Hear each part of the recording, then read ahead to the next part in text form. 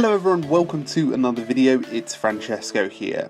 So in today's video we're going to be exploring the world of note-taking applications. We're going to be covering some of the features, benefits and cons of each of the most popular applications, giving you a summary for if you're making the decision to move to a note-taking application or move to another service. Now, note-taking applications have been around with us for quite a while, packed with features that deliver similar note-taking abilities combined with detailed multimedia functions like audio, image and document attachments. Now, most of the big players differ in terms of function, but provide the users with a very similar experience each time. So let's start with the elephant in the room, and that is Evernote. Now, Evernote is one of the first note-taking applications to trend worldwide. In 2008 it launched, and it has some detailed functionality, allowing users to clip anywhere, adding multimedia and going deeper with their notes through search, image and PDF annotation. It's one of the most widely used note-taking applications and is available on a lot of devices including iOS, Android, Windows, Mac and also some other Windows devices and also BlackBerry. Moving on to the most competitive app against Evernote is Bear at the moment. Bear is a brand new but experienced note-taking application mimicking a writing application. It includes all of the core functionality of a note-taking application, but provides a seamless and distraction-free opportunity for users when they're inside of Bear. Now you can attach images, documents and more, also add themes and use Markdown, as well as much more using the iOS and Mac application. It's one of my personal favourites because it has this hashtag organisation system, which I think is one of the best on the market in the moment.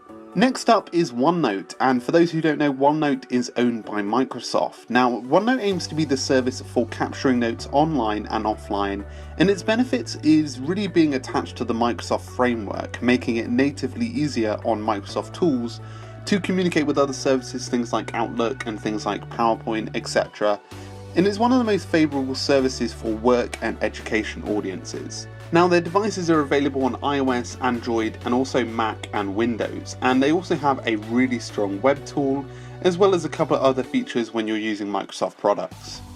Moving down onto SimpleNote, now this is pretty much what it says on the tin. SimpleNote provides a simple and dead easy experience for users to add notes. Some of their notable experiences are tags, they have a really great sync, and a nice freemium experience. Now it's really good for those who don't want the noise or distraction that many of the other note-taking services provide, but want a really basic experience.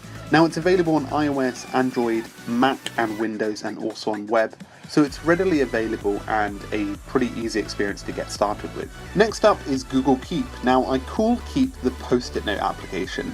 Now, Google's answer to Evernote, Keep provides you with a panel of notes, audio clippings, images, web links, and more. Colors and tags make it easier for you to have a super colourful and friendly experience, and it's great for people who use post-it notes. Keep also integrates with a few Google services, though lags behind in doing so with many of the other Google apps, which I think that if they actually got this right, could be amazing. Now it's available on iOS, web and Android at the moment, with a lot more coming soon. Dropbox Experiment is now out in the wild. Dropbox Paper was announced as a project in 2015 and is a way for teams to collaborate with other team members in real time around documents and to-do lists.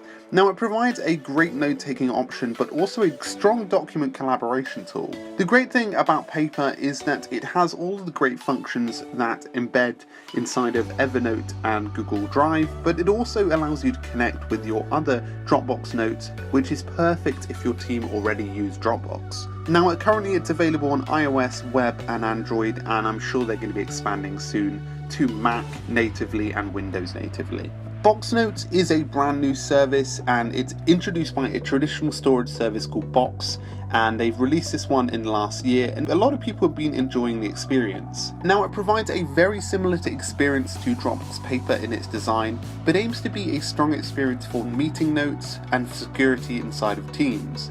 Now it's new, so there's a lot to come I'm sure, but at the moment they've got a Windows and Mac app available, which is pretty impressive. So next up is Zoho. Now Zoho is another classic company and they've also recently launched a new note-taking service to sort of supplement some of their other products. Now it aims to be a really simple note-taking service with a host of features. Now it's really tailored for creatives, providing image storage, editing, and it also has a classic UI that is really impressive for their designers and very refreshing. It's available on Android and Mac and iOS, and I've tried them all. They've also got a web clipper too, and I have separate videos on all of those, which have been a pleasure to use. I find this experience really simple and easy to get on with. Quip provides a document functionality and note-taking for teams. So Quip is a friendly way to interact with your documents. Now it's very similar to Dropbox Paper in its interaction, so you can actually collaborate in real time using comments, and there are some really nice functions in there that allow you to make it a real multimedia experience for you and your team. Now it's available on iOS, Android and Mac, and it's got more coming soon, seeing as Salesforce have purchased it. To finish up, we have DYNALIST, and this is a fairly new application. Available only on web and Android at the moment, its functions are really simple but very useful. Now it reminds me of Dropbox Paper meets SimpleNote, and it has a smooth and a really impressive sync, which is pretty cool because a lot of these applications don't have amazing syncs, but this does. Now its breakout features include tags, smart checklists and bookmarks, and it's a growing fast application, so there's lots of things that the team can develop on, but at the moment the experience is pretty fluid for to-dos and document creation. The best all-round note-taking applications has to be Evernote. Now it's flawless in its function, and once you learn it inside and out, it'll give you plenty of what you put into it. There's plenty of detail inside of Evernote, so becoming a pro in understanding it is a bit of dedication, but very much worth it. The best note taker for creatives, although I mentioned in the launch of MILANOTE, I found that it was a pretty impressive service. I recommend something like Zoho Notebooks or Dropbox Paper for this right now because, I mean, they're both equipped visually and they have really strong collaborative tools in terms of connecting with other creatives. The best basic note-taking service, so if you're looking for something really simple that avoids all of the noise of the major details, then the best services would be Google Keep or SimpleNote. They both provide dead simple experiences where you can clip your notes across your day. Now finally, best note-taking services for teams. Now Evernote is obviously a business service, however I'm going to give a nod to Quip as a winner here. Now Quip provides a ability to collaborate on documents in real time, and it's great for cross-collaboration with other users.